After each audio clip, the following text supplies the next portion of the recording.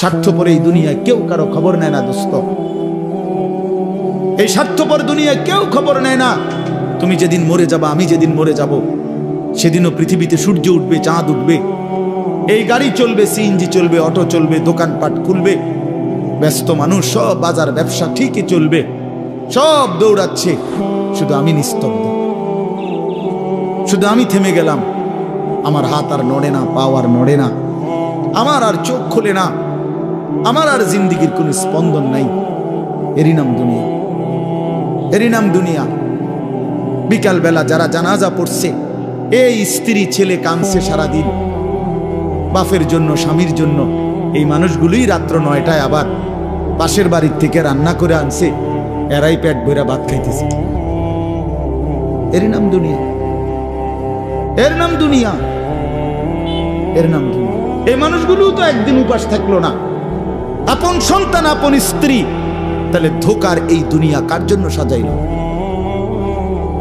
কার জন্য বলেন, বলেন কার জন্য? ইয়ালামুনা যাহিরাম মিনাল হায়াতিদ দুনিয়া ওয়া হুম আনিল আখিরাতি হুম গাফিলুন। আল্লাহ বলে, বান্দা দুনিয়ার জীবন তো খুব বুঝলা, কিন্তু আখিরাতের ব্যাপারে গাফিল হয়ে রইলা। আমার ছেলেরা, তোমরা বলো ভাই, তোমরা যারা খোদার 365 দিনে একটা বছরে কোনোদিন ফজরের নামাজ কোনোদিন পড়ো নাই, তোমার এই পরিণতি, তোমার এই গন্তব্য শেষ কোথায়? তুমি বলো ইনসাফের সাথে। তোমার বিবেককে, প্রিয় বন্ধু, 1 মিনিটের জন্য আমি তোমার বিবেককে বলবো, তুমি বলো, সারাদিন যে উলঙ্গ ছবি দেখলা, সারা রাত যে নর্তকীর ছবি দেখলা, এরপরে তোমার গন্তব্য কোথায়? থামবা কোথায়? তুমি কোথায় গিয়ে থামবা? তোমার পরিণতি কি? তোমার টার্গেট কি?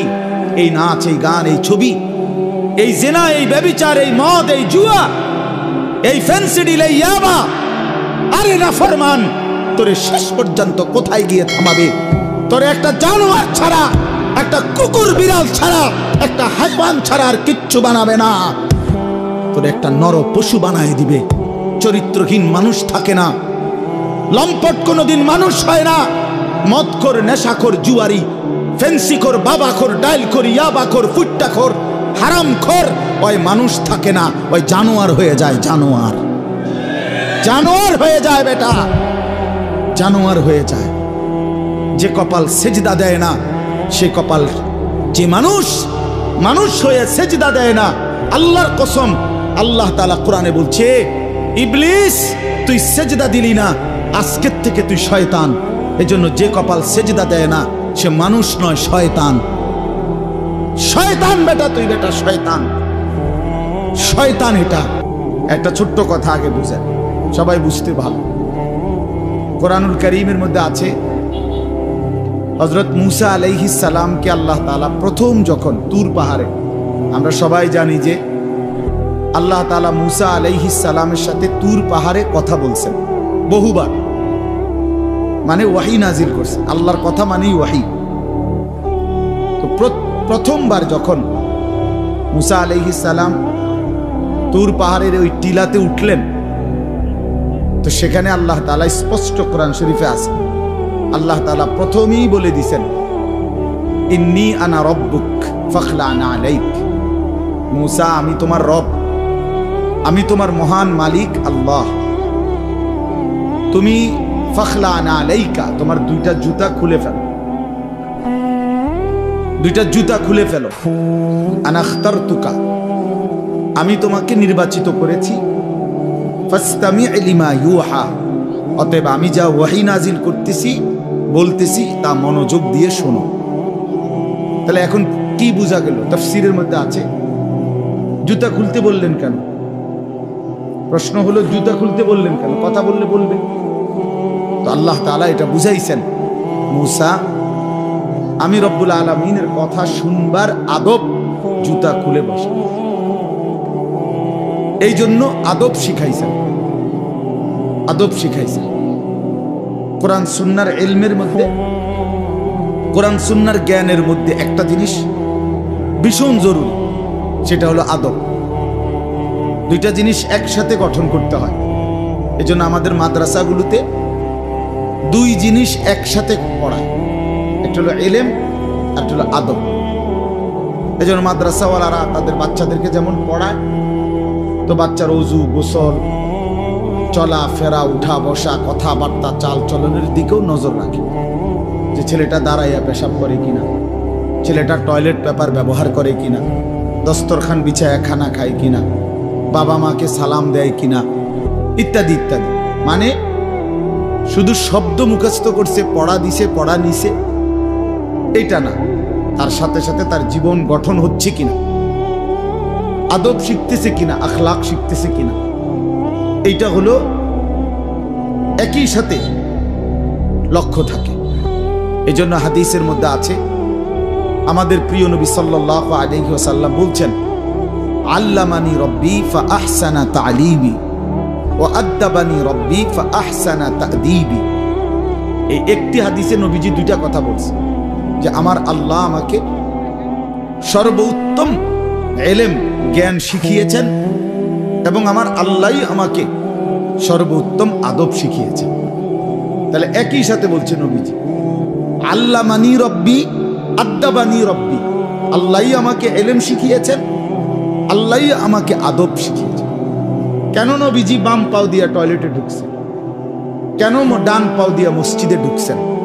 মনে করেন এই যে প্রতিটা নড়াচড়া, হাত্তাল হারাকাত ওয়াস সাকানাত, নবীজির প্রতিটি স্থিরতা, প্রতিটা নড়াচড়া সবটাই আল্লাহ তাআলার ফয়সালা, আল্লাহ তাআলার পক্ষ থেকে নির্ধারণ করে।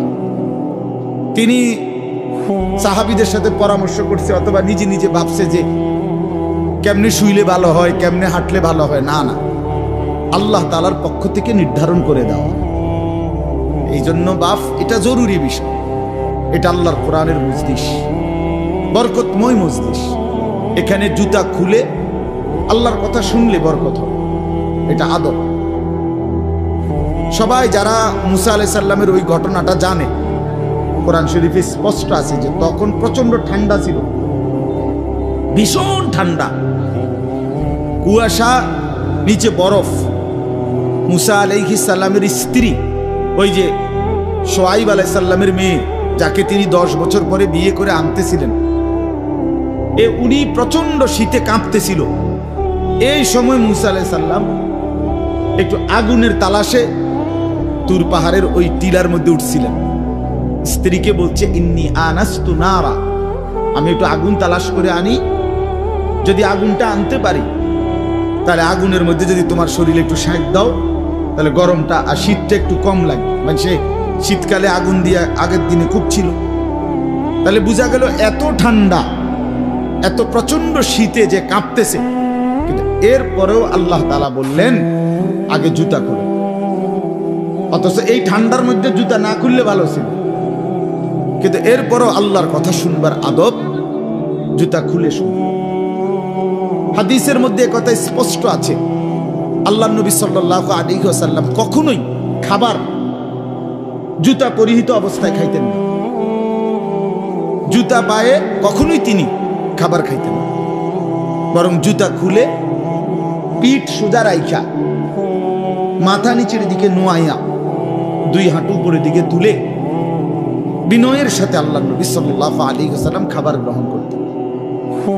নবীজি নিজে বলতেন, আকুলু কামা ইয়াকুলুল আবদ, একজন গোলাম তার মনিবের সামনে যেরকম বিনয়ের সাথে খানা খায়, আমি আমার মহান আল্লাহ পাকের সামনে এভাবে খানা খাই। ভাইয়া, আদব, আদব অনেক বড় জিনিস। আল আদাবু খাইরুন কুল্লু, আদব পুরাটাই কল্যাণ। রাসূলুল্লাহ সাল্লাল্লাহু আলাইহি ওয়াসাল্লাম বলছেন, মা নাহালা ওয়ালিদুন ওয়ালাদাহু মিন নুহলিন মিন আদাবিন হাসান। তোমরা তো বাংলাটা বুঝদা না, জুতা যেহেতু খুলবা না ভাই, তো বাইরে চলে যাও।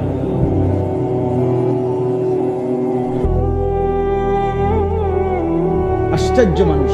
না না, অনেকের আছে গাদ্দারি স্বভাব, যে আমি যেমনি আছি এমনি শুনবো। এটা সিধা করতে হবে। জিন্দেগি যদি সোজাই না হয় তো বললাম কারে,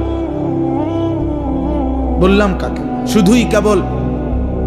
শুধুই কেবল ভাইয়া শুনলাম, একজনের পরিচিতি আছে, একজনের জনপ্রিয়তা আছে, একজনের সুর আছে, একজনের টান আছে, একজনের জোরে গলার আওয়াজ আছে, তো এই কারণে জড়লাম। কি ফায়দা এতে ভাই? কথা বুঝেন নাই? আমারে মনে করেন 1 কোটি মানুষ চিনে, তো আপনার লাভ কি? আমারে 10 কোটি মানুষ চিনে, সারা পৃথিবী চিনে, তো আমারে চিনলে তোমার লাভ কি? তুমি কি বদলাইলা এটা না দেখার বিষয়। আমি আমার জন্য কি গ্রহণ করলাম, এখানে কার জনপ্রিয়তা আছে না নাই, এটা দিয়ে কে ঘাস কাটে? জনপ্রিয়তা দিয়ে হয় কি? কিচ্ছু না, কিছুই না। পৃথিবীর জনপ্রিয় অজনপ্রিয় সব মানুষই ভাত খায়, তো আর জনপ্রিয়তার আলাদা ভ্যালু কি? ঘুম যায়, পেশাব পায়খানা করে, তো আর এনে কি আহামরি? কি এটা? কিচ্ছু না, এটা ধোঁকা ছাড়া আর কিচ্ছু না, ধোঁকা। এজন্য ভাই আমি আবারও অনুরোধ করছি, তোমরা কষ্ট পাইও না, প্যান্ডেলের ভিতরে দাঁড়াইও না। আমি অনুরোধ করলাম কমপক্ষে প্যান্ডেলের ভিতরে ভাই মাহফিলের যেই যুব সমাজরা আয়োজন করছো ভাই, তোমাদের কাছে অনুরোধ আমার, তোমরা কয়েকজন কমপক্ষে স্বেচ্ছাসেবকের দায়িত্ব পালন করো। যারাই দাঁড়িয়ে আছে তাদেরকে বসতে বলো। এটা ভালো, আজকের জন্য না, সব সময়ের জন্য। হাদিসের মধ্যে আছে হযরত জিবরাইল আলাইহিস সালাম নবীজি সাল্লাল্লাহু আলাইহি সাল্লামের কাছে, শুনতেছেন আপনারা?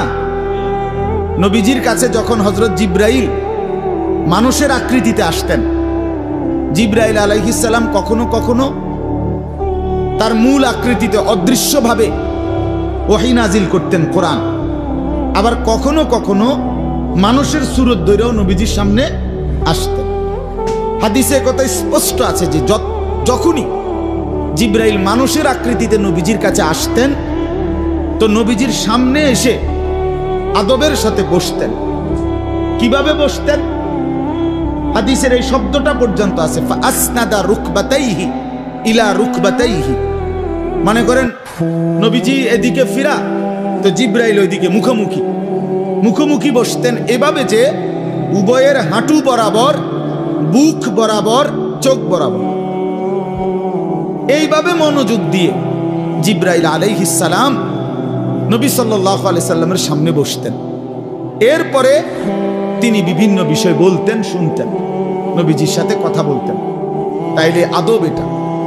আল্লাহর কোরআনের সামনে, রাসূলুল্লাহ সাল্লাল্লাহু আলাইহি সাল্লামের হাদিসের সামনে সর্বোচ্চ আদবের সাথে বসতে হয়, সর্বোচ্চ। এটা বসা, এটাই নিয়ম। হাদিসের মধ্যে আছে, আরো শুনাই আমি, হাদিসের মধ্যে আছে, হাদিসে কুদসি, কোন নেককার বান্দারা যখন আল্লাহর জিকির, আল্লাহর তেলাওয়াত, আল্লাহর কথা শুনবার জন্য, বসবার জন্য, বলার জন্য বসে, তো পুরা মজমা যখন শেষ হয়, তো আল্লাহ ফেরেশতাদেরকে জিজ্ঞেস করে যে আমার এই বান্দাদেরকে কি পুরস্কার দেওয়া যায়? তো তারা বলে, মহান আল্লাহ, আপনার ইচ্ছা। তো আল্লাহ তাআলা বলেন, শুনো, আমার এই প্রিয় বান্দাদের মজলিস যারা বসলো, আমি তাদের সকলকে মাফ করে দিলাম। তো ফেরেশতারা বলে, আল্লাহ, এখানে এমন লোকও আছে যে এমনি আসছিল, দ্বীনি উদ্দেশ্যে আসে নাই, আপনার কথা শুনতে আসে নাই, এমনি বইছিল আর কি। ইন্নামা জা আলি হাজাতিন, ব্যক্তিগত কোনো উদ্দেশ্যে আসছে, তাকেও মাফ করে দিবেন।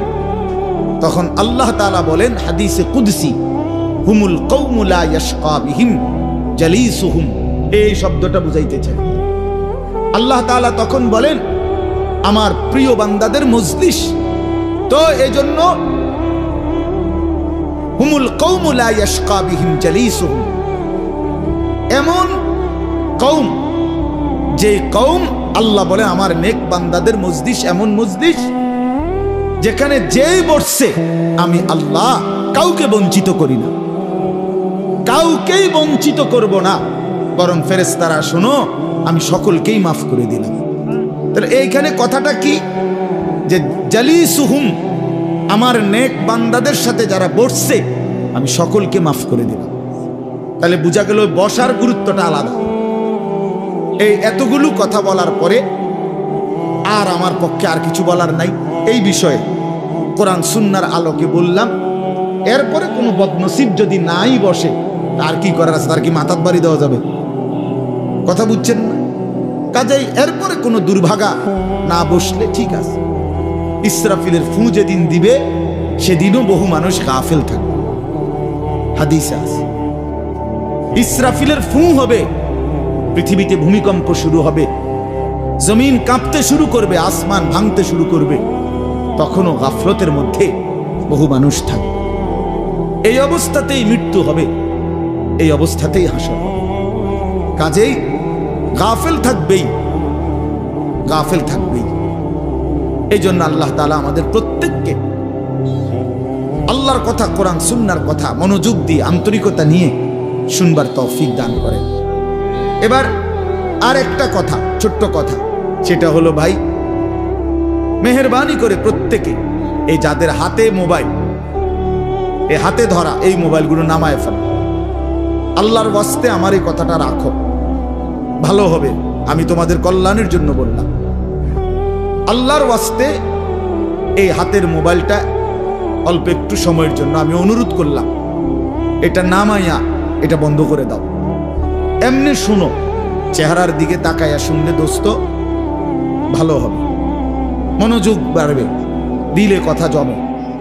শুধু মোবাইলটা ধরে রাখলে একটা বড় সমস্যা হলো নিজের অন্তরের মধ্যে জেহানে থাকে এটা যে আমার মোবাইলে উঠতেছে কিনা, সেজন্য সারাক্ষণ নজর এটার দিকে থাকে। আর একটা মনোবিজ্ঞানীদের একটা কথা হলো, মানুষের অন্তর একসাথে দুই জিনিস ভাবতে পারে না। এটা একটা কি পরীক্ষিত কথা, দিলে একই মুহূর্তে দুই জিনিস ভাবে না। এটা রাইখে তোমার আরেকটা বাধ্য হইবে।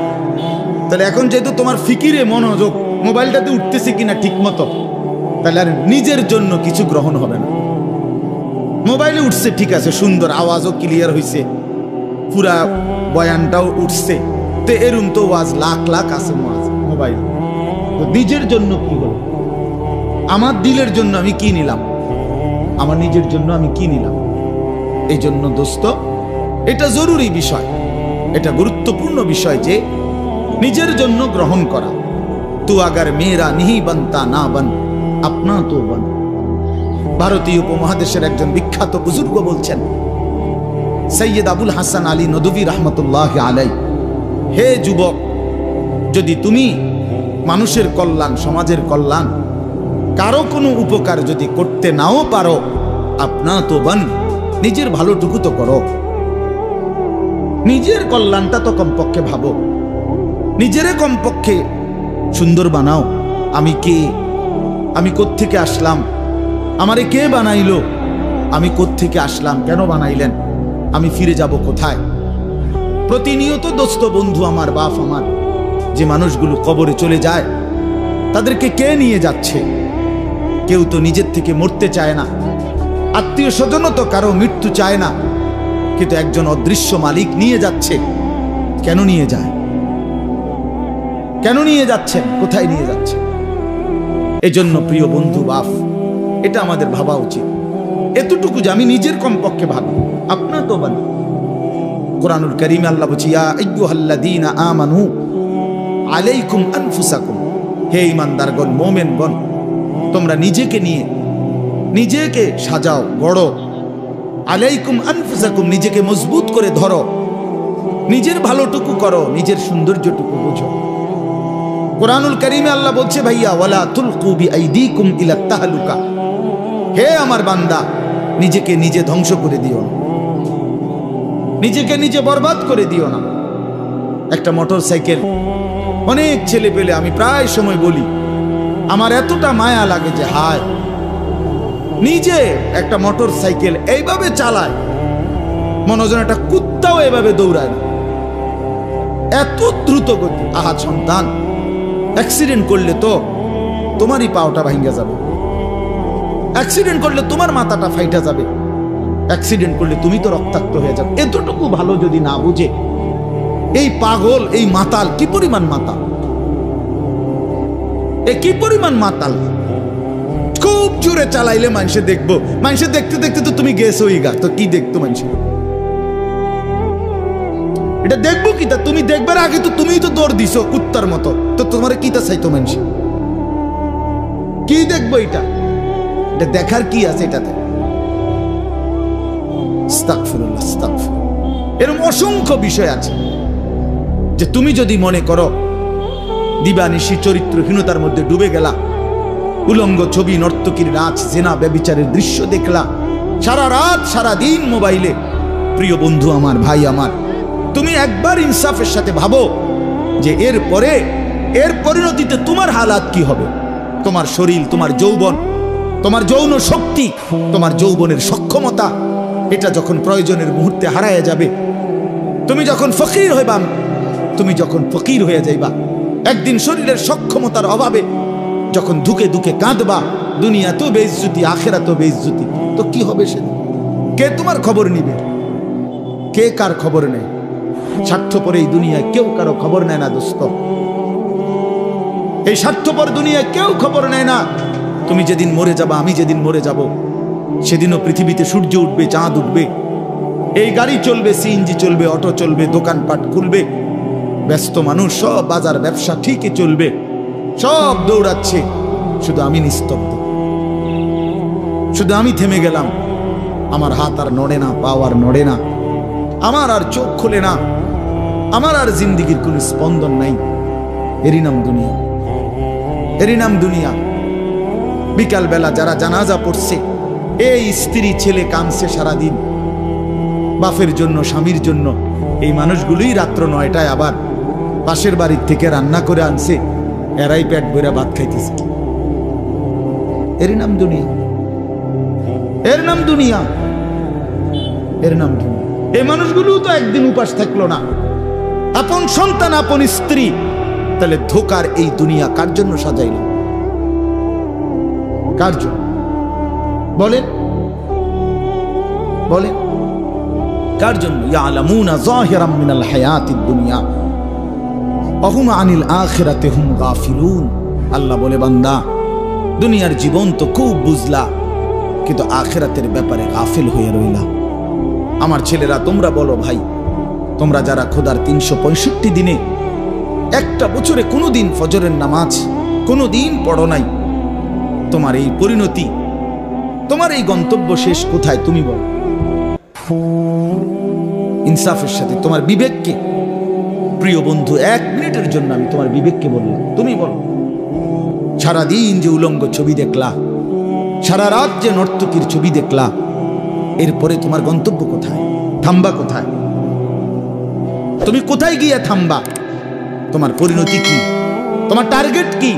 এই নাচ, এই গান, এই ছবি, এই জেনা, এই ব্যভিচার, এই মদ, এই জুয়া, এই ফেন্সিডিল, এই ইয়াবা, আরে নাফরমান, তোরে শেষ পর্যন্ত কোথায় গিয়ে থামাবে? তোরে একটা জানোয়ার ছাড়া, একটা কুকুর বিড়াল ছাড়া, একটা হাইওয়ান ছাড়া আর কিচ্ছু বানাবে না। তোরে একটা নর পশু বানায় দিবে। চরিত্রহীন মানুষ থাকে না, লম্পট কোনোদিন মানুষ হয় না। মদখোর, নেশাখোর, জুয়ারি, ফেন্সিখোর, বাবাখোর, ডাইলখোর, ইয়াবাখোর, ফুট্টাখোর, হারামখোর, ওই মানুষ থাকে না, ওই জানোয়ার হয়ে যায়। জানোয়ার, জানোয়ার হয়ে যায় বেটা, জানোয়ার হয়ে যায়।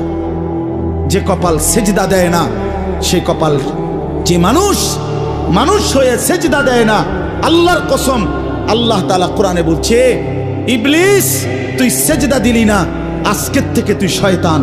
এজন্য যে কপাল সেজদা দেয় না, সে মানুষ নয়, শয়তান। শয়তান বেটা, তুই বেটা শয়তান, শয়তান। এটা এর আগে কোনদিন ইবলিসকে শয়তান বলতো? কোন দিন থেকে বলছি? যেদিন থেকে সে সেজদা দেয় না। কথা বলেন না কেন? ইবলিসের আগে কি শয়তান আছিল? সেজদা যেদিন দিল না, সেদিন থেকে মালিক বলল, আজকের থেকে তুই শয়তান। ইবলিস যেদিন সেজদা দিল না, সেদিন আল্লাহ বলল, ফখরুজ ফাইন্নাকা রাজিম, বের হ, আজকের থেকে তুই রাজিম, অভিশপ্ত, মালউন, অভিশপ্ত, রাজিম। আল্লাহ বলছে, ওয়া ইন্না আলাইকাল লানাতা ইলা ইয়াউমিদ্দিন। ইবলিস তুমি সেজদা দিলা না, মনে রেখো আজকের থেকে কিয়ামত দিবস পর্যন্ত তোর উপরে আমি আল্লাহর লানত। এজন্য বেনামাজি তোর উপরে আল্লাহর লানত, তোর উপরে আল্লাহর লানত, তোর উপরে খোদার গজব। আর আল্লাহর লানত যার উপরে, সে সুখ পায় না। ওই মালিকের সাথে গাদ্দারি করে সুখ মিলে না। খবর নিয়ে দেখো, তুমি না জানলে আমি জানি। জিন্দিগির আজ 21 বছরের এই ওয়াজের জীবনে কত শত মানুষ জীবনের কত দুঃখ বেদনা আমরা তো শুনি না। আমরা কাছে দোয়া চায় না। কোনো হারামখোর, কোনো সুদখোর, কোনো ঘুষখোর, কোনো বেপর্দা নারী, কোনো বেহায়া নারী, কোনো মদখোর জুয়ারি, কোনো নারীর সাথে অবৈধ সম্পর্ক স্থাপনকারী পুরুষ কিংবা নারী, আল্লাহর কসম সুখে নাই। সুখ মিলে না, সুখ মিলে না। নোনা জলে তৃপ্তি হয় না। যে পানি লবণাক্ত ওই পানি তৃষ্ণা মিটায় না। অতএব গুনাহ তৃষ্ণা মিটায় না। গুনাহ কাউকে তৃপ্তি দিতে পারে না। আল্লাহর নাফরমানি কাউকে সুখ দিতে পারে না বন্ধু। আল্লাহ কোরআনে বলছে ওয়াদারু যাহিরাল ইসমি ওয়া বাতিনা, আমার বান্দা প্রকাশ্য গুনাহ ছেড়ে দাও, গোপন গুনাহ ছেড়ে দাও।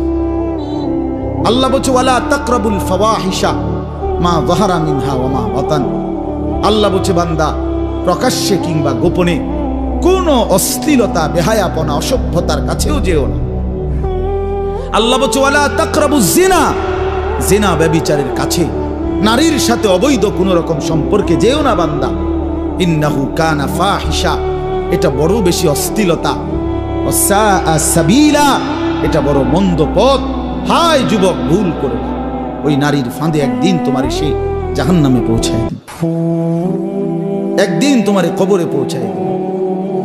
সে তোমার সুখ দিবে না। চরিত্রহীন নারী সুখী হয় না। যার নিজের সুখ নাই তে তোমার কি সুখ দিবে?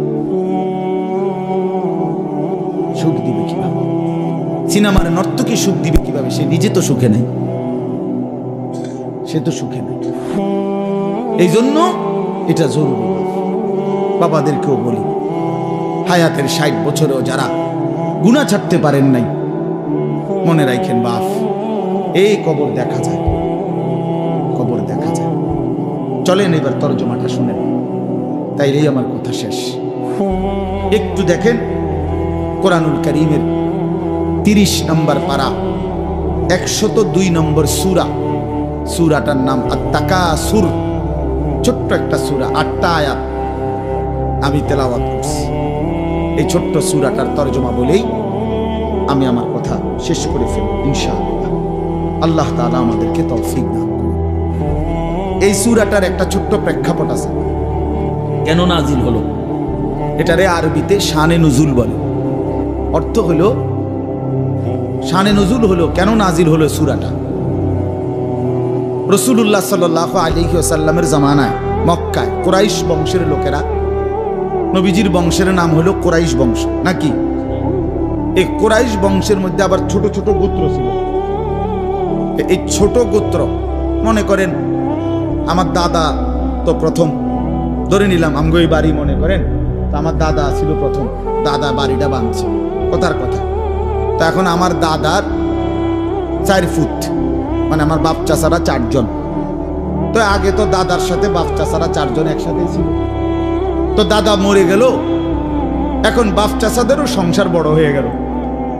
ফলে এখন সবাই আবার আলগা আলগা আরো জায়গা জমি কিন্না ডাইনে বামে গদ্দুয়ার করছে, আরো বাড়িঘর বাড়ছে। এখন চাচার বাড়িও আলাদা নামে পরিচয়, জেডার বাড়িও আলাদা নামে পরিচয়, আমগো বাড়িটাও কি আলগা নামে পরিচয়, এমন আছে না, এই আর কি।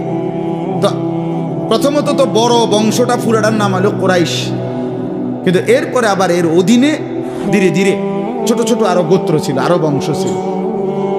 এই যে ছোট বংশ যেগুলো ছিল, এরা প্রতিনিয়ত, এদের একটা বদভ্যাস ছিল যে এরা নিজেদের মধ্যে অবসর পাইলেই নিজেদের ক্ষমতা, প্রভাব, প্রতিপত্তি, অর্থ সম্পদ, স্ত্রী পরিজন, সন্তানাদি, বংশধর, কার কদ্দুর কত বেশি দুনিয়া, এই নিয়ে নিজেদের মধ্যে বড়াই করত, প্রতিযোগিতা করত, তর্কাতর্কি করত আর কি। হ্যাঁ, নিজেদের মধ্যে বিতর্ক করত। আমার চাচা এই, আমার জেডা এই, আমার মামা এই, আমগো বাড়িতে এত আছে, টাকা এত, বাড়ি এত, জায়গা এত, জমি এত, তোরার কিতাবে না। এগুলো আমাদের মধ্যে হয় না এমন? ওরা প্রচন্ড ভাবে এইটা নিয়ে বিতর্ক করত। অর্থ সম্পদ এবং ক্ষমতা, প্রভাব, প্রতিপত্তি এবং বংশধর নিয়ে নিজেদের মধ্যে গর্ব এবং অহংকার করত, প্রতিযোগিতা করত, কার কত বেশি দুনিয়া দুনিয়া। তো এটা তাদের একটা অভ্যাস ছিল। এর মধ্যে দুইটা গোত্র, বনু আব্দে মানাফ এবং বনু সাহাম, ওই কোরাইশের শাখা, এই দুইটা গোত্রের নাম। একদিন তারা এই দুই গোত্র প্রচন্ড তর্কে লাগছে, কার বংশ বড়, কার সম্পদ বেশি, কার ক্ষমতা বেশি কইতেছে। এরা একবার কয়, এরা একবার কয়। এই বলতে বলতে যার জের বড়ত্ব, দুনিয়ার অহংকার, দুনিয়া বাড়ানোর এই নেশা বুঝাইতে বুঝাইতে এক পর্যায়ে ওই বনু সাহাম একটা গোত্র, তারা বনু আব্দে মানাফ এই পরিমাণ বলছে যে তারা হিসাব করছে যে আমগো কইমা যাইতে আছে, মানে এরা হাইরা যাবে হিসাবে। এরার থেকে মানে হিসাব দিতে গিয়া আর মিলাইতে পারতেছে না, এগো বাইরে গেছে। এই তখন এরা এই বনু সাহাম এই গোত্র কইল কি, অগরে এ দিগাও, কই কবরস্থানে আসো। কোথায়? কবরস্থানে আসো, আসো কবরস্থানে। কবরস্থানে কি আসো না? তা আইসা এবার কবরস্থানের সামনে আইসা তাগো ওই মুর্দা যারা কবরে তাগো বংশের এবার এই হ্যাগো হিসাব দিয়ে আইতেছে। এই বেটা আমার চাচা মরলে কি হয়েছে, চাচা কি আছিল তুই জানোস বেটা?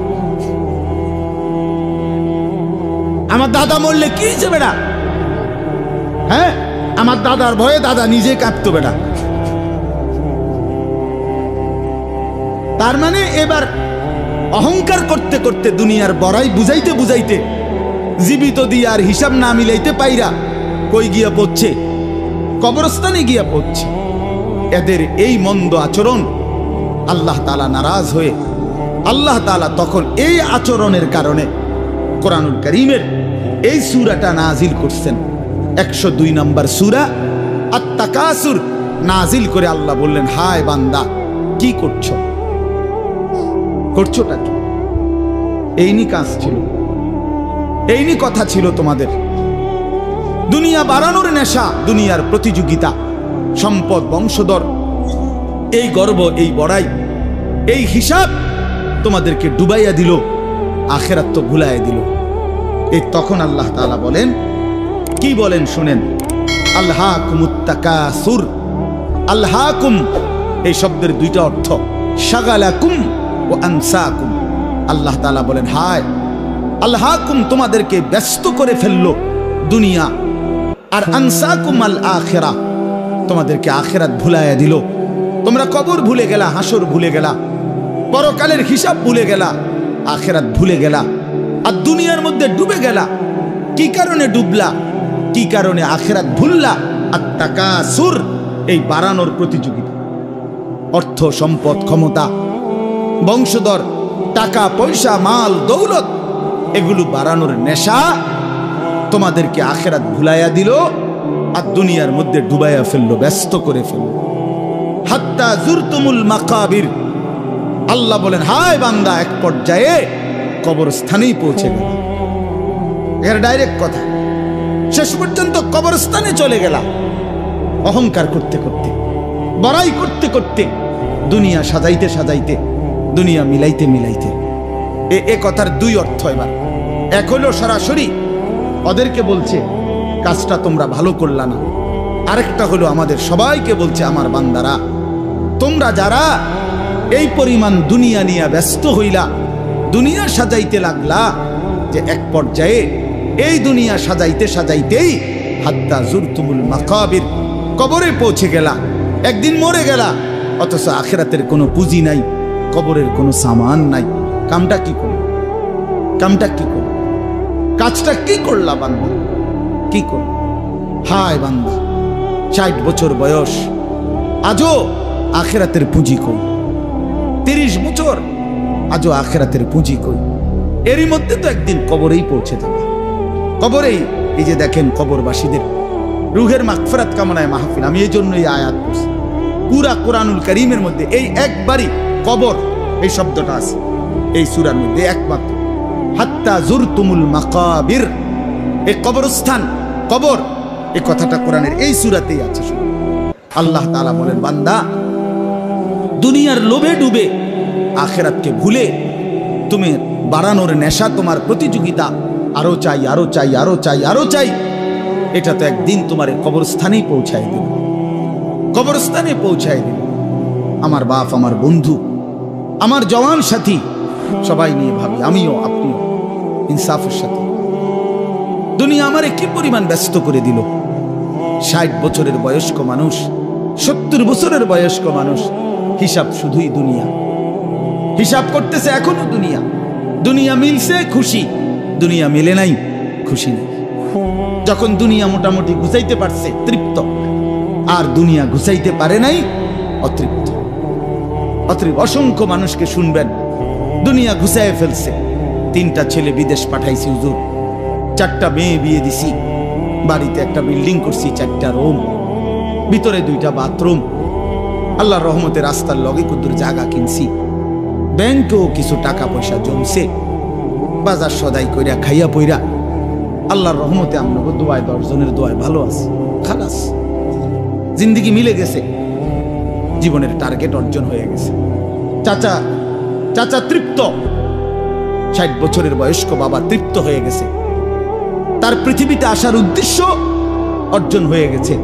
পৃথিবীতে আসছিল ফোলা বিদেশ পাঠাইছে, পৃথিবীতে আসছিলেন মেয়ে বিয়ে দিতে, মেয়ে বিয়ে দিছে।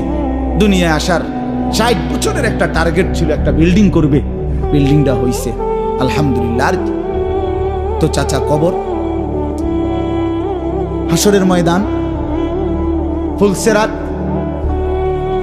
মিজান, আমল নামা, জান্নাত জাহান্নাম, এগুলো কার জন্য? এগুলো কার জন্য? এগুলো কার জন্য? কই সেগুলোর কথা দিয়ে বললেন না? ইয়ালামুনা যাহিরাম মিনাল হায়াতিদ দুনিয়া, দুনিয়া তো খুব বুঝলা বান্দা, অহুম আনিল আখিরাতি হুম গাফিলুন, আখিরাতের ব্যাপারে তো গাফিল হয়ে রইলা। যুবক ছেলে, তোমাদের হালাত কি? তোমরা মনে করছো তোমাদের লজ্জাস্থানের যৌনতার একটা শাহওয়াত আছে, চাহিদা আছে, এই চাহিদাটা যদি পূরণ হয়, নারী, ছবি, বন্ধুদের অসৎ আড্ডা, মোবাইলের অশ্লীল ছবি, এই জেনা ব্যভিচারের যে কোনো সুযোগ কিংবা কোনো অসভ্যতা নোংরামির কোনো সুযোগ পাইছ, জীবন উপভোগ করতেছ, খালাস খালাস। কোথায় নামাজ, কোথায় আখেরাত, কোথায় মৃত্যু, কোথায় কবর? আহা বাফ, কিছুই মনে করাই না, কিছুই মনে করাই, কিছুই মনে করাই। এরই নাম জিন্দিগি, এরই নাম মুসলমান। এখানেই জীবনের সমাপ্তি, আর কিছু নাই। কবর বলতে কিছু নাই, আখিরাত বলতে কিছু নাই। আল্লাহ তাআলা বলেন, বান্দা আল্লাহকুমুত তাকাসুর, আহা বান্দা, দুনিয়ার নেশা তো তোমাদেরকে ভুলায় দিল আখিরাত। হাত্তা জুরতুমুল মাকাবির, এরই মাঝে তো একদিন কবরেই পৌঁছে গেলা। একদিন কবরে পৌঁছে তুমি তো উপলব্ধি করবা, কাল্লা সাউফা তা'লামুন সুম্মা কাল্লা সাউফা তা'লামুন। আল্লাহ তাআলা বলে, বান্দা শোনো, সাবধান, কাজটা ভালো করলা না, দুনিয়ায় ডুবে গেলা, আখিরাত ভুলে গেলা। সাউফা তা'লামুন 2 বার বলছে একটা কথা আল্লাহ, অল্প সময়ে তুমি জানতে পারবা, অল্প সময়ে তুমি জানতে পারবা। তাফসীরের মধ্যে লিখছে 2 বার কেন বললো আল্লাহ? আল্লাহ বলেন, হে নাফরমান বান্দা, তোমারে আমি একবার কবরে আযাব দিয়া বুঝাবো তোমার এই নাফরমানির পরিণতি কি, আরেকবার হাসরে নিয়া জাহান্নামের আযাব দিয়া বুঝাবো তোমার এই নাফরমানির পরিণতি কি। তুমি সেদিন বুঝবা বান্দা, আমার কবর কি, আমার আখিরাত কি। রাসূলুল্লাহ সাল্লাল্লাহু আলাইহি ওয়াসাল্লাম বলেন, নাফরমান যখন কবরের প্রশ্নের জবাব দিতে পারবে না, তো আল্লাহ তাআলার পক্ষ থেকে ফেরেশতাদেরকে বলবে, আফরিশুহু মিনান নার ওয়ালবাসুহু মিনান নার ওয়াফতাহু লাহু বাবান ইলান নার। আমার বান্দার কবরের মধ্যে জাহান্নামের বিছানা বিছিয়ে দাও, জাহান্নামের পোশাক পরিয়ে দাও, জাহান্নাম বরাবর দরজা খুলে দাও। ফেরেশতারা এই 3টা কাজ করে এই ফেরেশতারা সরে যাবে।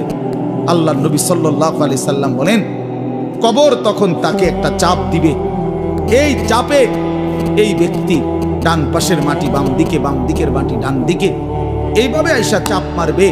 আল্লাহ রাসূল বলে, ডান পাশের হাড্ডি, পাঁজরের এই সাটনার হাড্ডি ভাঙ্গা বাম দিকে ঢুকে যাবে, বাম দিকের গুলো ডান দিকে। উদাহরণ দিয়ে বুঝাইছে নবী, হাত্তা তাখতালিফা আদলাউহু, এভাবে 2 আঙ্গুল যেমন একটা আরেকটার মধ্যে ঢুকে যায়, হাড্ডি পাঁজরের গুলো এইভাবে একটার সাথে ঢুকে যাবে। আল্লাহ নবী সাল্লাল্লাহু আলাইহি সাল্লাম বলেন, ওয়া ইউকাইয়াদু লাহু মালাকুন আবকামু ওয়া আসাম্মু ওয়া আ'মা। তার কবরে এরপরে নাফরমানের কবরে একজন ফেরেশতা পাঠানো হবে। এই ফেরেশতা তিনটা গুণ, এই ফেরেশতা বোবা, এই ফেরেশতা বধির, এই ফেরেশতা অন্ধ। সে কথাও বলতে জানে না, কানেও শোনে না, চোখেও দেখে না। আল্লাহ রাসূল বলেন, ফায়ুতরাবু লাহু বিমিতরাকাতিম মিন হাদিদ। এই ফেরেশতা তখন তাকে লোহার গুর্জ, লোহার হাতুড়ি দিয়ে নাফরমানের দরবাতান বাইনা উযুনাইহি, দুই কান বরাবর মাঝখানে আঘাত করবে। এক একটা আঘাতে ফায়াসিহু সাইহাতান, নাফরমান এভাবে চিৎকার করবে, ইয়াসমাউহা মান ইয়ালিহি ইল্লা সাকালাইন, মানুষ এবং জিন ব্যতীত আল্লাহর কসম গোটা সৃষ্টি এই নাফরমানের আওয়াজ শুনতে পাবে, চিৎকার শুনতে। দোস্ত আমার, বন্ধু আমার, ছেলেরা আমার, জিন্দেগি বড় বেশি রঙিন মনে করছো তুমি। 18,000 টাকার একটা মোবাইলের কাছে হেরে গেলাম মুসলমানের ছেলে। মাত্র 20,000 টাকা দামের একটা মোবাইলের কাছে এত সুন্দর জীবন শেষ করে দিল। ভুল করে না, ভুল করে। অল্প টাকায় বেচা গেল, অল্প কয়টা টাকায় হেরে গেল। বেঈমান তোমারে হারায় দিল। ইহুদি, খ্রিস্টান, নাস্তিক, মুরতাদ একটা নারীর উলঙ্গ ছবি অথবা অর্ধ উলঙ্গ ছবি দিয়া, যারে তুমি ধরতেও পারো না, ছুঁইতেও পারো না, শুধু ছবি দেখাইয়া তোমারে শেষ করে দিল। তোমার দুনিয়াও নষ্ট করে দিল, আখিরাতও নষ্ট করে দিল। হায় হায়, এর চাইতে বড় ব্যর্থতা আর কিছু হইতে পারে। আমার কথা মনে রাখো বাপ আমার, প্রিয় বন্ধু আমার, সন্তানরা আমার, ছেলেরা আমার, ভাই আমার, যুবক, আমি যদি আর কোনোদিন বলতে নাও পারি, এই একবারই বলব, এতটা সুন্দর জীবন নষ্ট করে দিও না ভাই, এতটা সুন্দর জীবন নষ্ট করে দিও না ভাই। মেহেরবানি করে বরবাদ হইও না, চরিত্রহীন হইও না। কোরআনুল কারীমের মধ্যে আছে, আল্লাহ তাআলা বলেন, নারীর সাথে অবৈধ সম্পর্ক স্থাপনকারী ব্যভিচারী, এই জিনাখোর, আল্লাহর কসম আল্লাহ বলছে, ইউদাআফ লাহুল আযাবু ইয়াউমাল কিয়ামা। ব্যভিচারী, জিনাকারী, জিনাকারী, ব্যভিচারী। মনে রাখবা ছেলেরা, নারীর সাথে কেউ যদি কথা বলে, সেও চোখের জেনা করে। নারীকে যদি কেউ হাত দিয়ে ধরে স্পর্শ করে, সে হাতের জেনা। কথা বললে জবানের জেনা, কানে শুনলে তার কথা ভিন নারীর আওয়াজ অথবা তার ভালোবাসার বিশ্রী কথাবার্তা, অবৈধ কথা, তো এটা কানের জেনা। তার সাথে পায়ে হেঁটে এগিয়ে গেলে পায়ের জেনা। অন্তর দিয়ে কল্পনা করলে নারীকে নিয়ে, অন্তরের জেনা।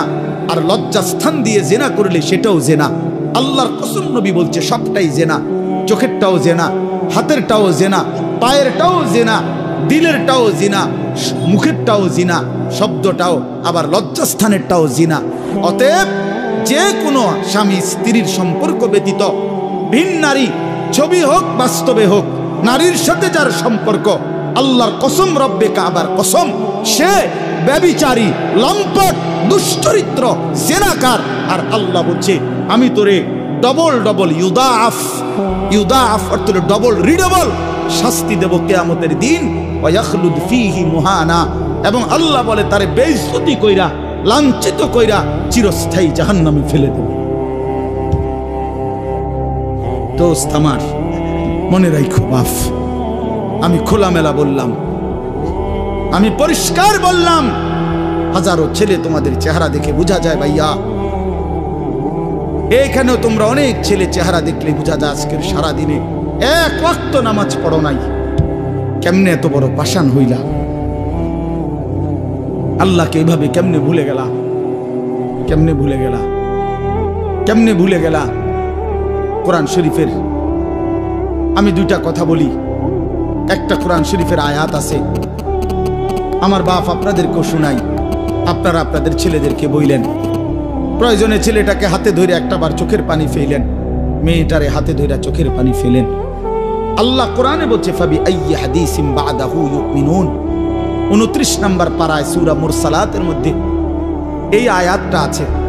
আল্লাহ বলে, বান্দা, এই 30 পারা কোরআন আমি নাজিল করেছি, আমার সর্বশ্রেষ্ঠ কথা এগুলো। 23 বছরে আমি আমার রাসূলের কাছে এগুলো নাজিল করেছি তোমাদের জন্য। এক একটা কথা বান্দা কোরআনুল কারীমের মধ্যে আমি বারবার বলছি, আকিমুস সালাহ আকিমুস সালাহ আকিমুস সালাহ 80 বারের চাইতে বেশি বলছি। ইয়া আইয়ুহাল্লাযীনা আমানু, হে ঈমানদারগণ, হে ঈমানদারগণ। 89 বার, 8 9 89 বার আল্লাহ এই শব্দ দিয়ে আমাদেরকে ডেকেছেন, হে ঈমানদারগণ, হে ঈমানদারগণ, হে ঈমানদারগণ। 89 বার ডাকছে। 80 বারের চাইতে বেশি নামাজের কথা আল্লাহ বলছে, ইত্তাকুল্লাহ ইত্তাকুল্লাহ ইত্তাকুল্লাহ ইত্তাকুল্লাহ, আল্লাহকে ভয় করো, আল্লাহকে ভয় করো, আল্লাহকে ভয় করো।